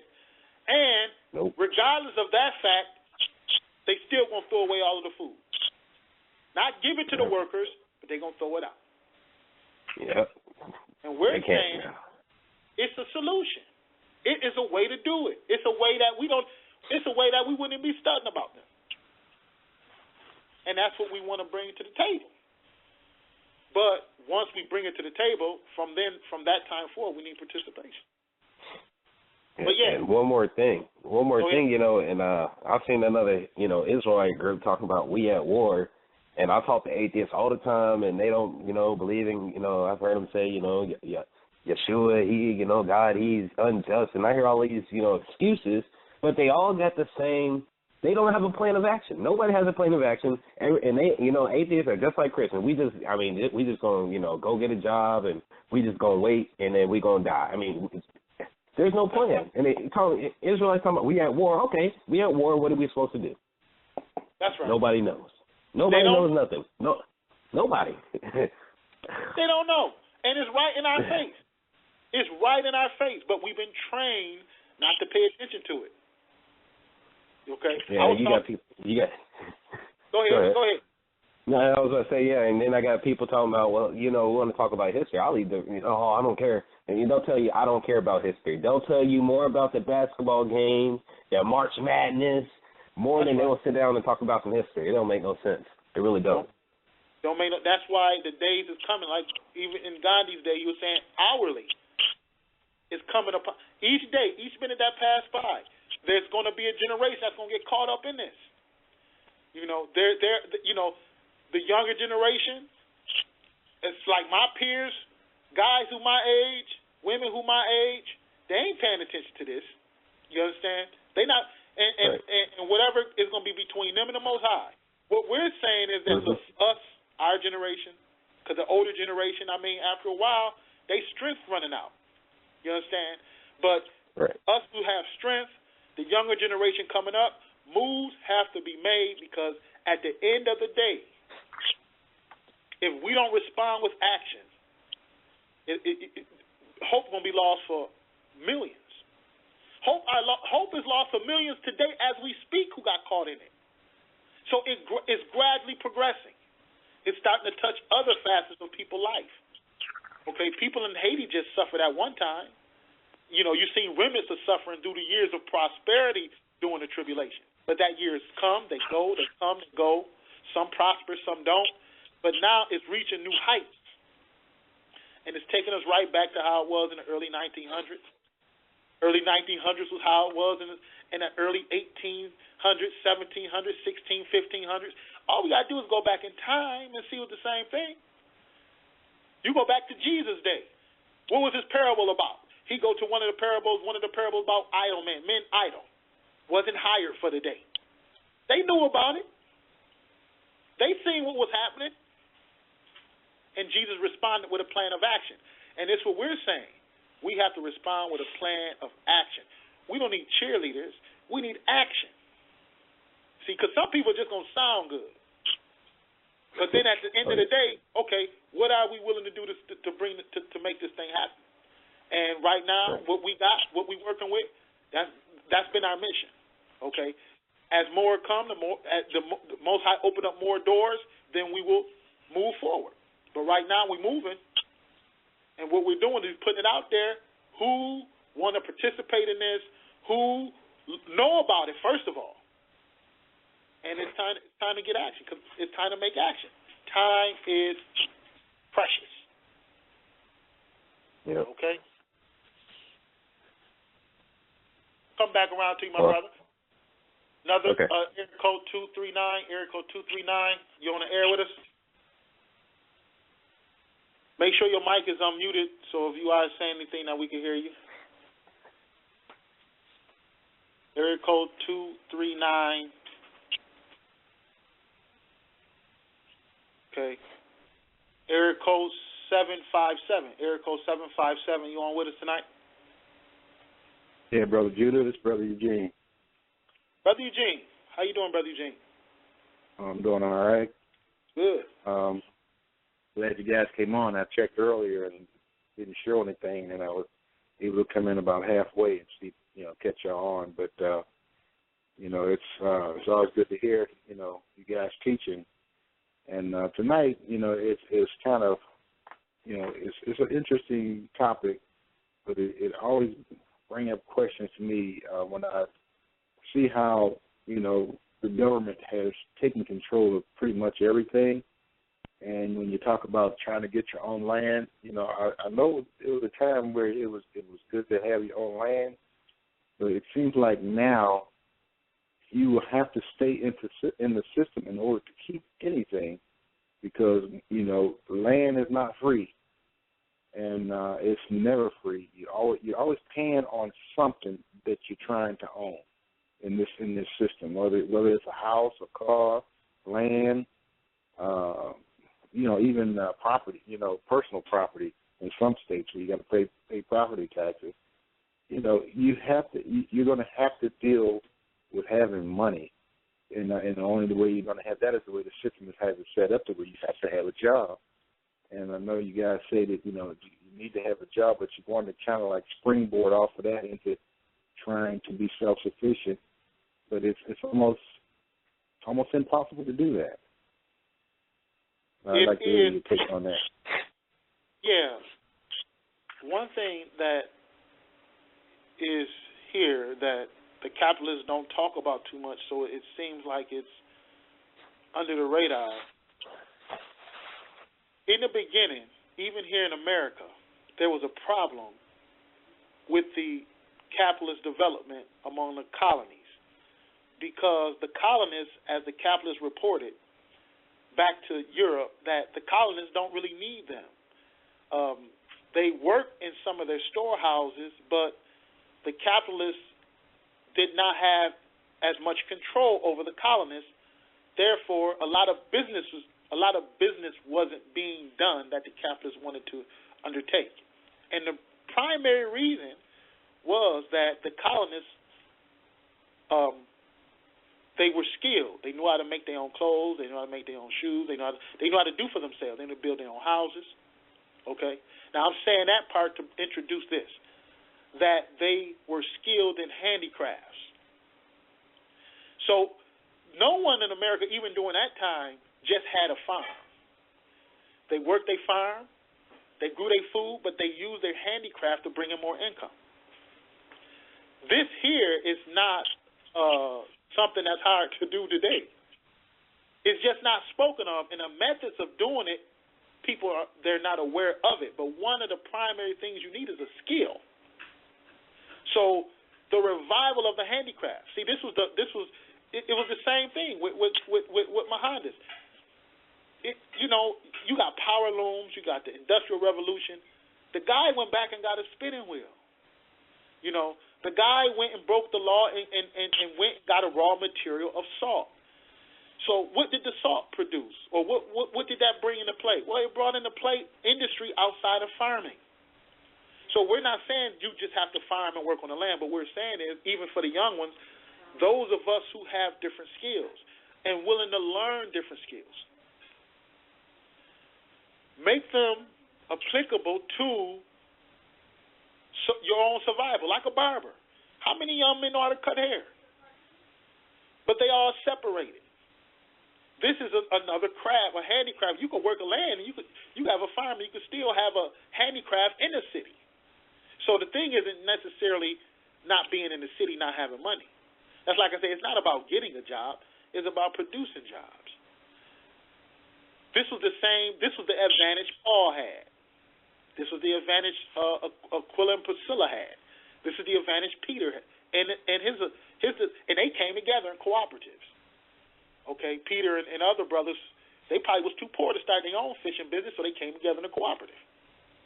This is the advantage Jesus had. These men, where they were what the Europeans will call probably guild masters, especially Jesus.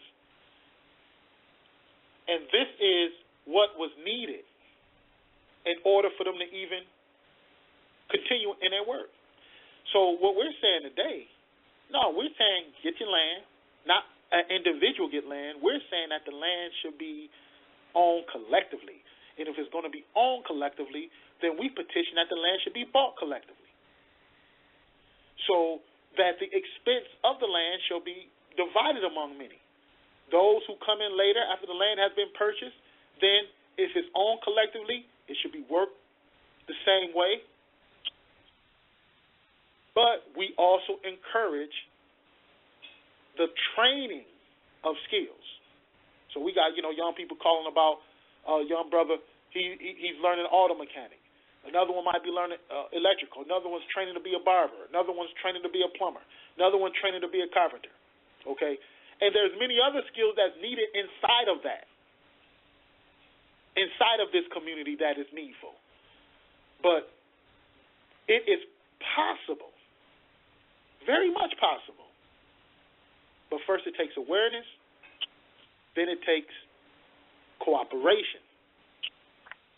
And then after it takes awareness and cooperation, the next phase is training to start getting it done. Because that's a thorn in the side to this day to the capitalist mode of production is the skilled tradesman, whatever he may be, whether he's a barber or whether he's a roofer.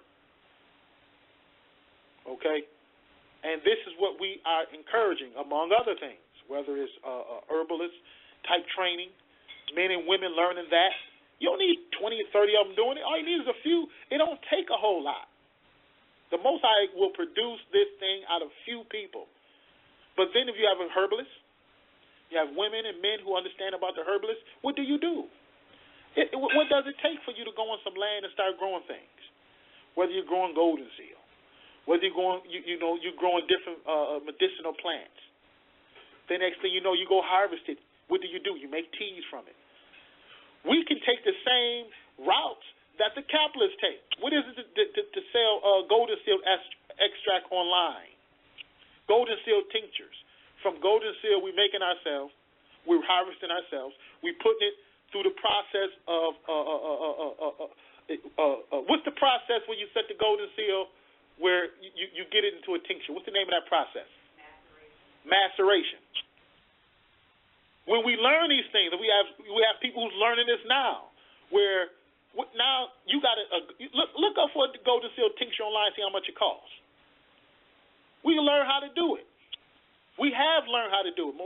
We're experimenting right now. Put that right online. Next thing you know, along with your farm, you got a business from the farm. You got a business from your skills. So it don't necessarily have to be a roofer or a farmer. Okay? We're hoping this year, we're hoping to get water. We're hoping to get we learned our pond is full. So now the next phase is to, raise fish in there. God willing, we'll be getting the fish in a few weeks. And from there, that's another business. I drive around the city, I see it in summertime, cats coming out on the corners selling fresh fish, fresh vegetables. It's ways to do it. We just haven't been trained. So the next step is training. Okay? Not arguing like I know you guys. You see them guys on the street arguing and fussing. White man this, hate that. No, that's a waste of time. That's a waste of time. What we're saying is productivity, and we have the means to do it. The Most High has opened up the doors for us to do it, and it's not extremely expensive, especially when you split the cost among people. I mean, you could do wonders with 100 people. You could do wonders with 10, 15. But just like years ago, I didn't see it. When I thought of land, that's all I thought of was land. My wife, she worked for a place that helped micro businesses. I didn't know why she was there. Now I'm understanding Most High was teaching us some things. So now she taught me, when you're looking at a land, don't just look at the apple tree. You take the apple off and bite the apple. Don't look at that. That's limited. You look at applesauce. You look at apple juice. You look at apple cider. You look at apple jams, apple pies. Everything you can do with an apple. Okay? Then I began to learn with my coworkers. How many of us are willing to, you get 2-3 men, 2-3 sisters, you can do this while you're working. Learn the profession of beekeeping. You can hands-on. I tried it out. I did an experiment already. I'm ready to do it again with beekeeping. Go and look, next time you go to your grocery store, look at a jar of honey. Not the clear honey you can see through it. Look at the raw honey. See how much it costs you. Honey don't rot. We get a few beekeepers in the camp. We start raising bees on the land. Next thing you know, unless they pass other sanctions, why can't we sell honey online? Why can't we sell honey online and put honey, sell it? We put our money together, get a little storefront, do a little renovation if we have to, and next thing you know, we got ourselves a little market. We don't need to be as big as a Tops or a Wegmans or any of these food chains. We don't need to be that big. All we need to do is cooperate. And behind it all, we have shared housing. We share housing. We looked at each family have housing. We have shared land. Therefore, we could cut competitor prices. We wouldn't even have to charge that much because we don't have a profit motive. We're looking for sustainability. Okay? Just even what I'm saying on the radio now, I like to say this, even, I would like to discuss this right off the, in person. So some of it online now. Some people could take it. They could run with it. You know what I mean? But at the same time, it's a lot of things that we could sit down and discuss and then do. But we don't have no time to waste. Okay? When I began to read Karl Marx's writings a couple of years ago, he made mention of something about, in the beginning, the whole production of commodity. Okay? And the production of things that have use values. The things that had use value which wasn't a commodity, is a chair. You go down, you go into your woods, you chop down a tree, the skilled man create a chair or a table. That table or chair isn't a commodity. It's for use, for someone in the village, someone in the community. All right? But one thing he was explaining, nature itself has lying in it dormant everything we need. It takes the skill, it takes the creativity and the skill that God gives us to bring it forward. And this is the reason why we need to understand what is taking place before. It's right there for our taking.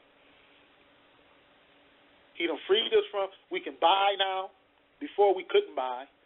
That's when the Great Tribulation was really on our neck. Now tribulation has changed form a little bit. Still hard for the people, but now we could buy a little bit. Still got to pay taxes, but we can buy. We just not taking the opportunity to do. But this is what we want to do. This is what we're encouraging. So, you understand what we're saying so far with that, Brother Eugene? Or yeah, if you I understand what you're saying. Or if you need more clarity. It makes a lot of sense, to be able to do that, and it would be a wonderful thing if everything, remained the same. But as you see in your studies, you see how it is when people do that. How the capitalists, they kind of try to choke it out. Like you said, they try to choke out everything that's a threat to them. And it's just like what happened in Waco. They made people believe that man was a lunatic just so they can go in and break up their colony. And they did that to warn people with this idea that if you try this will happen to you. You see, and they have the power to do that now, because it's just like what you're talking about, being able to grow things. Okay, well now Monsanto is making a monopoly on the seeds to where you have to buy seeds from them in order to be able to plant your food, and the way that they're genetically manipulating it, they're taking out they're making it to where you grow massive sizes of food, but the nutrients aren't there. It's just like they talk about with this thing they got going. They call it eugenics. It's been around for decades, if not centuries. And that's what they're trying to do. But they're trying. Don't let their propaganda. See, that's what Ali did in the boxing ring. He talked his opponent into losing. Remember, nothing is perfect. The beast system not perfect. He got loopholes. He will cause us to believe he's perfect. He will cause us to believe he got more power than what he do, just because he has to manipulate us. Don't give too much credit to Monsanto, because they don't have a monopoly on all seeds. They got a monopoly on their seeds. Okay, there are still seeds that can be bought. And one way to determine on how much of a monopoly that they do have on seeds is to determine the price of the seed. Right now, seeds are still relatively cheap as far as organic, non-genetically modified seeds. When you see their price going up, then you could sort of determine the grass Monsanto is having, because that means they're becoming more rare. But right now, that's not the case.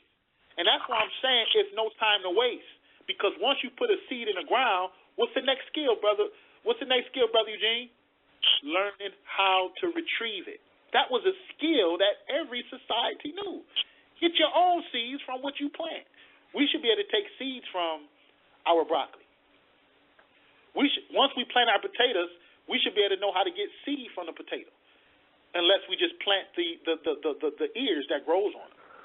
We should be able to learn how to collect. If we're growing apples, if we're growing, or even now, every apple you get, it would be wise for us to even take the seed and plant it in a styrofoam cup. Start growing them right now. That's why it's no time to waste. If you plant a tree right now, it's going to be another 8 years before you can eat of it. That's why it's no time to waste. But you could take the seeds. We need to learn how to preserve seeds. See, this is the other side of the platform that the capitalists not going to teach us. See, they're going to teach us the other side, the dominance that they have, and it's going to discourage many of us. Okay, but at the end of the day, they do not have the dominance, and even when their dominance grow, the Most High will always have a loophole, because they are not infallible, and that's what we have to keep in our mind. They're not infallible. No matter how big we think that mountain is, no matter how big it looked like Goliath is, his armor had a loophole in it. And that's the same thing today. And that's why we got to learn what our fathers learned. Our young ones and us adults got to start to learn it. we need men and women to learn how to now take the seed and save it. And so that's a good point. And to keep it in production, you plant it every year. So therefore, that it is needful for us to really start getting out there to plant until we're able to have a cooperative piece of land we can go on. That's why there is no time to waste. You know, the people. I'm telling you, and what you're saying is valid. Meaning, yeah, we have to observe, but these cats gonna make it seem like they more than what they are. That America got a pattern in doing that. It's all about image with them. You know what I'm saying? Right. Not necessarily that they could fulfill that image, but as long as you think it, it's good enough. So this is part of our thing. It's what we've been discussing, but it's just laborers. It's laborers. So we got people studying herbs. We got some women doing that. We got some brothers being trained now, starting to train in crafts. Okay? Now, my wife and another sister, they trying to start to train, and a lot of women don't want to do the doula services and help deliver babies. We got another, they're not a part of us, but we have an open door apprenticeship for circumcision. You got these other brothers down in New York who circumcised my son some years ago. He came right to our dwelling and did it on the 8th day. And they have apprentice classes. We need laborers. And all of these things we can do and work. You know what I mean? It's not we can't do it and work at the same time, especially if we can get something part-time. And if we can cut the cost for one another and sharing housing, then it won't carry the same burden, God willing, as one who need to work 2-3 jobs. So it could free you up to learn something. Oh, that's fine. So that's where we at with that. And so with the seed thing with Monsanto, them dudes, they limited. Okay? They're trying to get more people to leave the land. That's what they're trying to do. Okay? And in order to do that, they have to miseducate. So we got to counter it. No, don't leave the land. It's important. You got a few people come together, get some land. I ain't talking about no garden. Get some land. Okay? Right.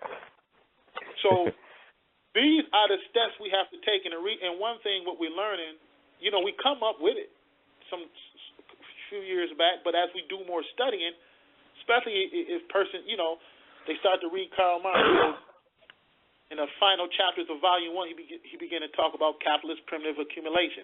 He goes back to how the capitalists got to this point. And at the end of the day, if you follow that train back, you'll find out, what we need to do. And this is what we need to do. Come together. If they're not going to have no communal lands, then we need to make them. We need to put our money in the pot and get some communal lands. 30, 40 acres here, 100 acres, whatever you need to do. The way Gandhi started it off, he started off with 70-something acres, right outside of Johannesburg in South Africa. The community grew to 100 or more people. Support came. His next purchase was still in South Africa for 1,000 acres. So he knew what to do.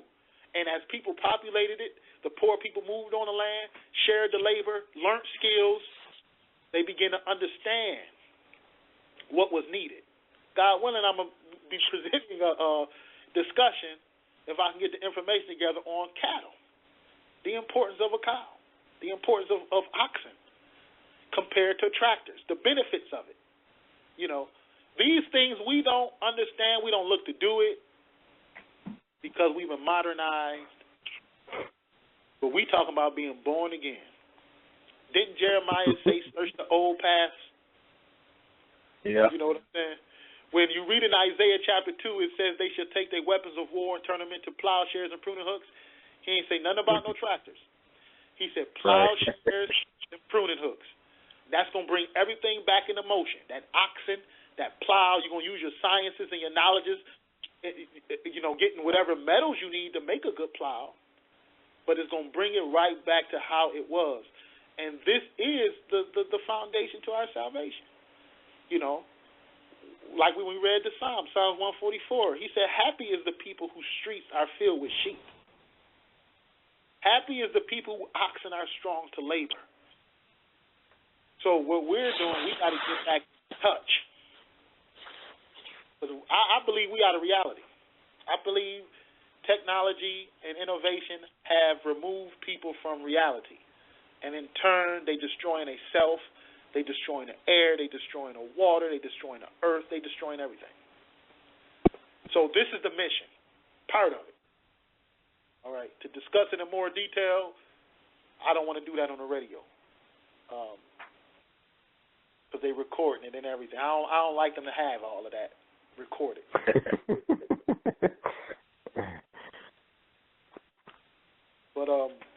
But yeah, I digress. Anything else you want to add to it? No, I think, as I was listening to you talk, it had, I guess the Holy Spirit reminded me, that's what it means to live by faith. You got to have faith to know that He is greater is He that's in you than he that's in the world. That's so right. That helped me to remind me of that fact. That's right. Faith. That's right. But most high willing, we will be we're working on it. We'll be doing every Thursday. In fact, next Thursday we should be on. We will be rotating. Brother Zadok, God willing, still be doing Tuesday, but we getting a couple of other young brothers in a rotation where they're gonna be bringing discussions to the radio, and hopefully that'll help. And God willing, we'll be getting this literature out to you. We're still waiting for it to come to us. I got an email that is on its way, and then once we get it to us, then we'll be getting it out to you. You, Brother Eugene, Brother Phillip, and they just, advertise in our blog talk. We got a number on there so they can reach us and sort of getting things circulating around. So bringing more awareness. So that'll be a big help in this movement and doing that. I'm telling you, that'll be a real big help. Well, nice one. Brother Jeff. Yes, sir. Oh yeah, I didn't know if I was muted or not. I was waiting. But yeah, I do agree with this movement. I don't want to. I agree with you what you're saying. I understand where Brother Eugene was coming from. I don't want to stand here and not do anything. And just watch the capitalists just keep on, having their way with our brothers and sisters, regardless of race. Because I actually checked out the racism, future of capitalists, and I do agree, I was like, I used to believe in gun rights until you brought up that Jeremiah scripture, and it was like, okay, so this is the way we're going to fight the war. We're not going to fight it with guns, but we're going to fight it with peace. We're going to fight it with our own means of production. And you also said that we're talking about people do have enough money. You were talking about, like, there's enough money that we can get this started. Yeah, the poor has enough money if we work together, because you see people buying the new Jordans, the new Xbox, PS4. If, we all put our money together and stop, buying these time-wasting, useless things, I think there's plenty of stuff we can get done. That's right, man. That's right, brother. You are hitting it right on the nail. And I'm glad you brought that up, because that is like like with Waco. His dealing in guns is how they see the opportunity. One thing we learned through the Christ is that in this system, there's things that they really can't perceive. And again, remember, under that Roman Empire, Pilate didn't recognize the Jesus movement as a threat because of his methods. And Gandhi adopted the same movement, and the British Empire did not recognize the movements. But it sort of put the British at a standstill because they did not have right to use their weapons. That's their strength. Gandhi hit them from a whole other angle, like Christ hit them from a whole other angle. But the zealots, like Barabbas, he was rightfully nailed up or imprisoned because that's what the beast wants. That is his strength. Right. Arms, war. That's not how you beat him. His Achilles heel is what you just finished saying, Brother Phillip. That is his Achilles heel right there. we attack from that angle, we can succeed. His counterattack is division, though. That's his counterattack. Oh yeah. So, middle class, you see that Obama raising the minimum wage. I'm like, hey. And then and I live in one of the wealthiest parts of the country, and I see these people. I'm not wealthy by any means, but the people, you should see the way they walk with this high regard of themselves. And I'm like, boy, they are using y'all against the poor, having us fighting each other. That future racist. You hit it on the money. That was money. So you see it, and like I see it daily. With this nose up in the air, boy. They got their Jeeps. This dude, hey, when you talk about the garages, I laugh at this guy got his nice Jeep. He be washing it and cleaning it up, and when I come out, he look at me all funny. But then when he come back to his Jeep, he making sure it's all clean. I'm like, you people are something else. Yeah, he got one eye on you and one eye on that Jeep, making what I'm saying? Yeah, right. Looking at me crazy, but when it comes to that Jeep, it's nice, and he got it all. It's crazy. Shining and everything else. Oh yeah. So you recognize that the method they have against this movement is division, and that's why Christ was teaching that this togetherness has to be bound by a fraternal, what he called a fraternal love, a duty towards one another, to do justice, to do right, a concern. And once that grows among the people, then they can't be broken, and therefore success.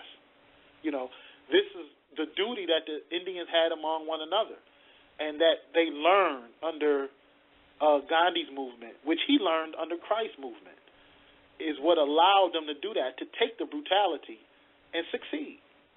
He achieved more. He didn't lift up a pistol. He didn't have one gun. You understand? He fought that revolution and started the revolution with a outdated spindle, a spinning wheel. We got to think about that. But Gandhi knew history. Gandhi studied Karl Marx. Gandhi studied Jesus. Okay? And then Martin studied them. He studied both, actually. They got a picture of Martin in communist classes, and they understand that he studied Gandhi. And look what he was able to do, even though he was trying to separate, but he crippled through organization. They crippled the transportation system where they had to make moves and change laws. Yeah, boycott. We got to start doing that again. Boycott. They had to get rid of Martin. That's what they do to people like that. Hey, we can't have them walking around here. And if people look at what the message was, joining together hand in hand, doing this stuff, hey, I'm telling you that the capitalists go look at it and say, wait a minute now, they doing too much. Hey, wait a minute. Y'all gonna be front page. Wait a minute now. That's right. That's when you get their attention. Yeah. But Christ said this will not be done without persecution, so we got to expect it. However, he said, don't meditate on what you got to say. The Holy Ghost, Holy Spirit going to be with you. And all we got to do, we got to get it in. And right now, we informing, and we need everyone who believes this to do the same thing, learn it, get strong, confident in it, and pass this message. Like the Messiah told us, what I've taught you in secret, he wants us to proclaim upon a housetop. Do not hesitate. Don't bite off more than you could chew, but what you have learned, share it. You've got to. Okay? And that's what the Messiah told Peter after they thought the revolution was dead. He come to the seashore, he fixed him something to eat, and he said, Peter, you love me? He said, Lord, you know us. The scripture say he asked Peter again, Peter, do you love me? He asked Peter 3 times, and the third time the Bible said Peter got a little frustrated. And then he said, Bar-Jonah, do you love me? And he said, yeah, Lord, thou knowest. And what did the Christ say? Feed my sheep. This movement must go on. The message must go out for the people could know. And once the people could know, we go to our next phase of what to do. And that's where we at to this day, and we got to believe that we can get it. We can do it. Like you say, you believe this mountain could be removed? We believe it. We'll do it. And that's what the people done. Who was Gandhi? You know? He wasn't nothing but a lawyer. He was ready to be a gentleman. He was ready to be a part of the British Empire. He was on their side at one time. Who was Peter and them? They were just fishers. The Christ, even the way he was born, he wasn't born with any status. He was born a poor peasant. And he showed us what the power the poor man have when he fall and sink to the obedience of God and obedience of his and concern for his neighbor. It's power here. We just got to tap into it. I'm telling you, it's power. And then you go into people saying, teach a man to fish. And it's like, do we understand what that means? Do we understand what he's I mean, you know. Exactly. Do we understand what, you know, do we understand that? I'm tired of going to the grocery store. You know, teach me how to do it. Like, you brought up once, and you were talking about, I don't know, I think you were talking about the school. He was like, you know, we go to schools and the winter comes at the same time every single year. We know what's coming, so why don't they teach us how to make our own clothes and jackets and boots? I was like, you know what, I never thought about that. Why don't they teach us how to do it? You know, instead of keep coming to their grocery stores. Not one. Oh, it's ridiculous. This place, you know. They'll tell you, it's brutal. This is the kingdom of Satan. Not just America. I'm ready to go. You know. Oh, yeah, the whole world. Yeah, I'm ready to go to war. I don't know what other people, y'all can sit here. I'm ready to do something. I can't sit here and watch this any longer, you know. And that's the spirit we're talking about. That's the spirit we're Satan talking about. He can bring his army if he wants to. Hey, you do what you want to do. I'm going to tell you this is exactly what I'm going to do, you know. And you regardless pray. if I make it or not. And you got in that, you got to pray that the Most High give you the strength to do it. Give you the strength to do what's necessary. He give you the heart to be with your brothers, because it's not going to be a mission you're going to be able to do on your own. It's not going to be a mission I can do on my own. We're going to have to come together, brothers and sisters. Right. We have to pray for courage. We have to pray that He give us this courage and strength to do it. And with that being said, that's why, you know, I keep missing a phone call, but contact us, stay in touch.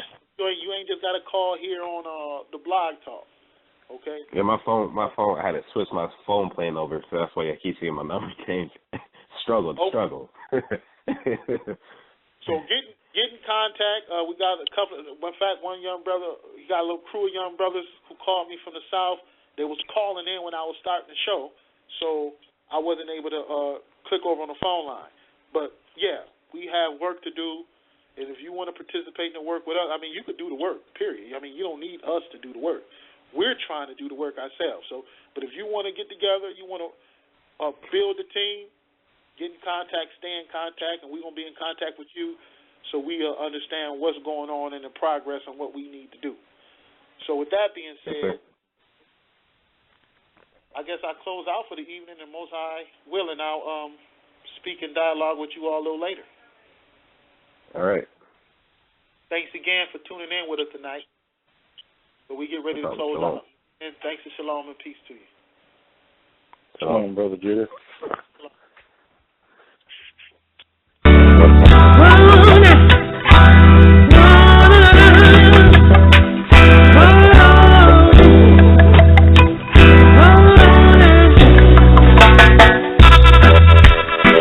Tread across the foreign land by the river of the sinking sand, and my mission, your word is planned. I and I, brethren,